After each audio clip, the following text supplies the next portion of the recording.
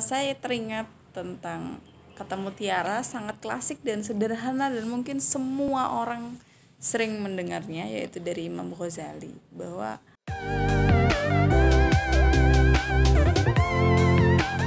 setelah kita membahas literasi dan berbagai problematikanya khususnya di Blora, kali ini kita akan masuk ke spesifik ke pembahasan isu perempuan, karena beliau ini adalah seorang penulis perempuan ya, jadi paling tidak punya pengalaman sendiri sebagai perempuan dan juga sebagai ibu yang mungkin sudah mengasuh anak ya.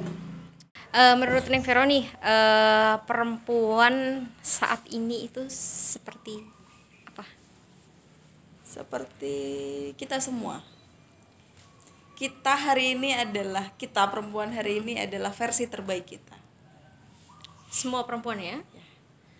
Cuman kalau kita mempertanyakan bagaimana isu-isu perempuan hari ini, apakah sudah cita-citanya sudah terwujud atau sampai mana cita-citanya sudah sesuai harapan, mungkin bisa saya katakan karena harapan ini kan dinamis, artinya kayak kita berdua perempuan, apa yang saya harapkan belum tentu apa yang Neng Olia harapkan gitu. Cuman memang punya harapan yang berbeda-beda ya. Secara umum kalau dikatakan perempuan hari ini di posisi yang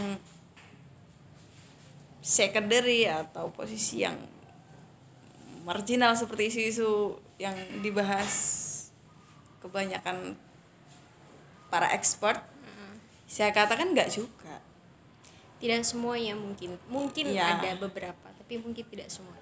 Tapi memang sejauh yang saya amati hari ini, meskipun memang ada beberapa kasus-kasus yang katakan kekerasan atau hal-hal yang sifatnya merugikan perempuan, memang masih ada. Bicara tentang sastra pesantren, sebenarnya apa sih yang dimaksud dengan sastra pesantren? Apa yang dimaksud dengan sastra pesantren adalah karya-karya yang muncul atau maksudnya karya-karya yang muncul dari orang-orang pesantren, atau punya arti yang lebih luas dari itu?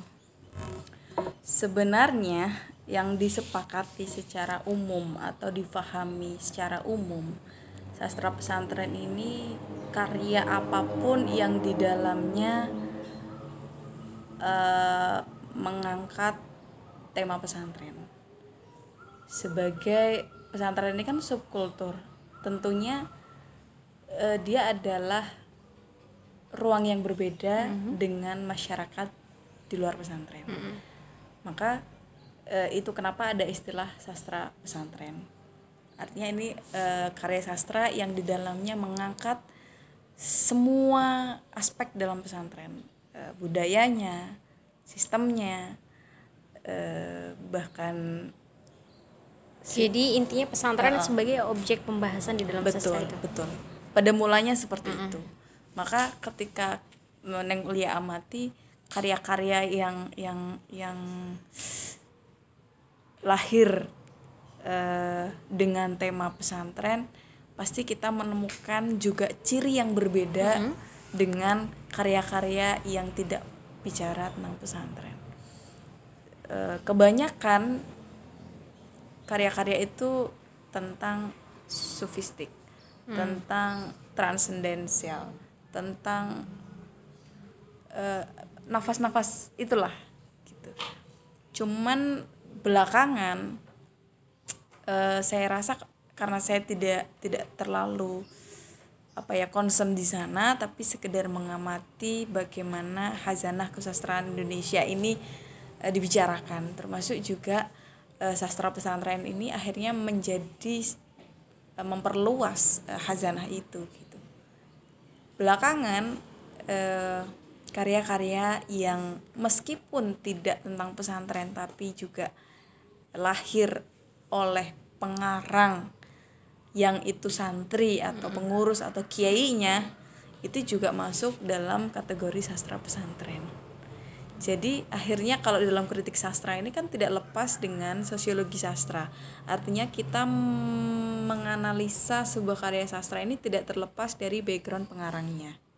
Gitu. Ketika itu dikaji, maka pembaca akan tahu kenapa sampai lahir karya itu. Itu dikaitkan dengan background pengarangnya. Gitu nih. Jadi belakangan memang kukira semua hal yang lahir karya yang lahir di pesantren, tentang pesantren dan hal-hal yang membicarakan apa yang terjadi di pesantren, kita menyebutnya sastra pesantren.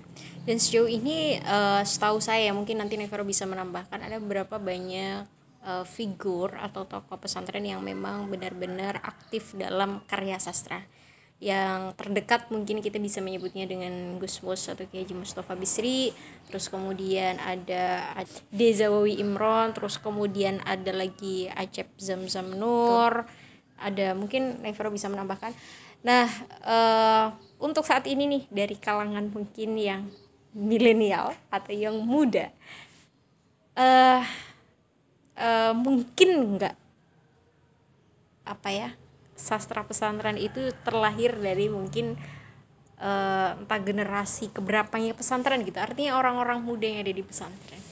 Ya mungkin saja, semuanya mungkin menurut saya nih. Cuman kayak gini, dulu sekali waktu saya mondok, waktu masih MTS, bahkan Alia, itu novel dilarang, komik dilarang, majalah dilarang. Jujur saja. Iya. Waktu itu ya kami ngikut saja. Artinya tidak ada kritik apa-apa, tidak ada kesadaran apa-apa waktu itu, yang ngikut aja peraturan. Cuman ketika sudah keluar atau sudah terjun di masyarakat atau hari ini lebih concern di bidang kreatif, khususnya tulis menulis, akhirnya sadar, maksudnya kenapa gairah untuk menulis ini nggak muncul dulu gitu, karena ya kami dibatasi untuk itu. Hal-hal yang kayak karya-karya yang katakan ada unsur-unsur pornografi, porno aksi dan kekerasan yang lain, itu kan memang sangat-sangat dilarang. Gitu, karena ya menurut saya itu imbang juga. Bisa jadi di usia anak sekolah, kan rata-rata kalau di pesantren itu kan anak sekolah nih, itu kan kita tidak bisa membatasi imajinasi mereka gitu. Ketika mereka melihat ada konten-konten seperti itu juga mengembangkan imajinasi mereka gitu. Pun nggak masalah asalkan ada edukasi, artinya didampingi edukasinya gitu. Dan juga kita tidak membatasi akses mereka untuk mempelajari secara teknis dan juga di luar teknis untuk membuat sebuah karya itu seperti apa gitu.